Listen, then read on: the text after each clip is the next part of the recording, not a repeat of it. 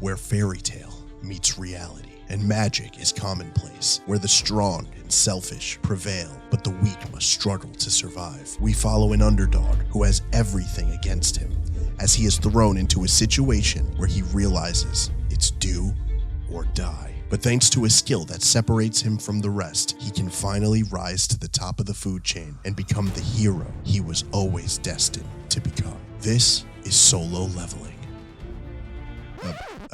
Okay, that's not quite what I was talking about, but let's try again. This is solo leveling. Okay, Steven, I don't think you... This is solo...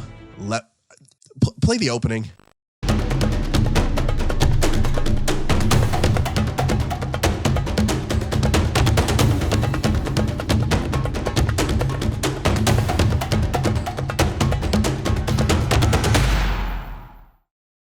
Solo leveling is the current talk of the anime town, so as your local anime reviewing Riz Master Skibbity Scumlord, it's my job to talk about it. Now, believe it or not, I have quite the history with this series, and by that I mean back in college I read it and thought it was the coolest shit ever because edgy guy does edgy stuff, and that's cool. But much like everything else I did in college, as time went on, it definitely stopped being an interest of mine. That being said, there was always this sentiment floating around the community. And that sentiment was, just you wait till this shit gets animated. And much like when I was told to just wait till the Boruto time skip, I was disappointed once again. Now, don't get me wrong, the original manhwa was pretty gas, especially at the time, and I think everyone who was a fan was excited for a possible adaptation, but as time went on, it just seemed less and less possible. But we waited, and waited, and waited, until...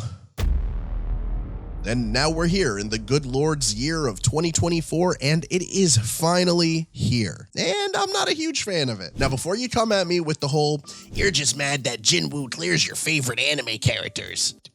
Yeah, that may be true, but this adaptation does have some real problems, in my opinion, and that's kind of why I wanted to make this video.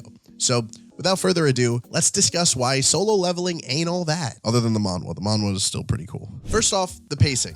It's just a little off to me. I don't know if anybody else agrees here, but the manhwa definitely took its time establishing certain things, and especially with the opening scenes, it didn't rush anything, that's for sure. But the anime definitely could have fixed it in a few places. Like, quick question, why didn't we end the first episode on the most recognizable and important panel at the start of the whole fucking story? The statue smiling. I mean, seriously, I was watching this first episode so excited to see that moment, and it just never happened. For some reason, they decided to do it at the start of episode 2, which again just feels like a dumb decision. I felt like when I was a young chibi in class mid-edge sesh and the bell rings. I mean, it's absolutely tragic. Nope, instead, we open on some cool characters that I guess were meant to set the stage for things we'd see later on, and it's dope, but if I'm being honest, it just wasn't necessary. It wasn't in the original manhwa, so I don't know really why they added this here. It just felt like fluff to the first episode. And it does this in a couple of other ways as well. Like, for some reason, they reintroduced Gates and the incident that happened as they appeared in episode 2, even though we just learned about it not even an episode before. And by not even an episode before, I mean literally the first episode. So, I mean, did they think we'd forget? Pacing aside, though, let's discuss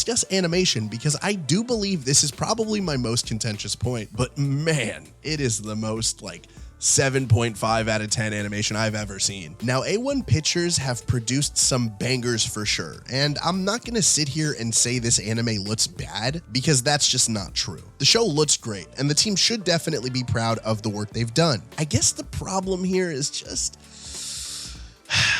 so many anime just look better. Jujutsu Kaisen, Frieren, even One Piece now. These are all shows that have really had some amazing character acting moments and just incredibly inspired animation sequences in general. JJK has a whole episode that was so uniquely done. People tried to say it was because the episode was 30% finished, which was a blatant lie, by the way. So when I see Solo Leveling have maybe one great scene every 6 episodes and the rest look like pretty much every anime ever, it just kind of sucks to see, especially when people are saying how crazy the animation is. The opening and ending are pretty sick though. And yes, I'm comparing it to other franchises, which isn't fair.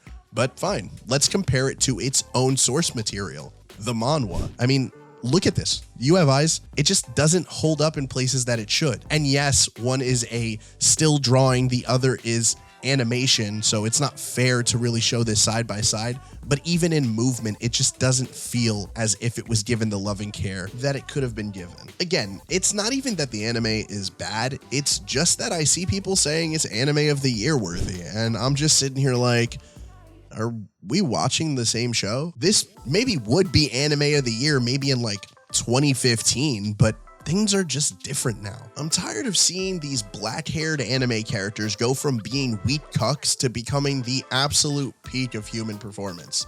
We have seen this story over and over and over and over and over and over. And yes, Solo Leveling came out at a time where the genre was a little less saturated, but the anime came out at a time where animation studios are sacrificing their staff for a couple of extra impact frames. Like, just do better. Maybe I'm old, right? Maybe this anime just isn't for me, but I feel like for every cool idea it has, I can show you an anime that probably does it better, or at least more interesting and nuanced. However, if you're new to the isekai-like genre, yeah, man, this is a fucking great introduction. It has all the tropes that you'll often see, and it does it really well. This manhwa basically started a lot of them, so the fact that it holds up even now is just proof that it is good. It is quality for what it is. This is essentially what Demon Slayer was to shonen, but to the isekai genre instead. And yes, I know he technically doesn't go to another world, but let's be honest now, it's a video game-esque thing and he gains powers and he fucks bitches. We know what it is. It doesn't change the game, but it plays its part perfectly. So for that reason, I do recommend it. However, if you've watched other shows like this, it doesn't do much different. So do what you will with that information. Honestly, I'm gonna keep watching it. It's a fun series, but in my opinion, it's nothing more than a junk food anime. A guilty pleasure, not anything that pushes the medium forward, and not every anime has to do that. But what it does bring to the table is fun. And with that, that brings us to the end of the episode. What do you think about Solo Leveling? Am I just some fat, smelly man-child for not liking the cool, sexy Korean boy? Let me know in the comment sections below. Hold on, I'm getting a call. Yeah. Oh, that's right. Yeah, I completely forgot. Yeah, I'll tell them. Yeah. All right. Also, for an anime of this caliber, his relationship with his sister is far too platonic. Add that to the list of things they fucked up. Anyway, thanks so much for watching. Love you all, and until next time, goodbye.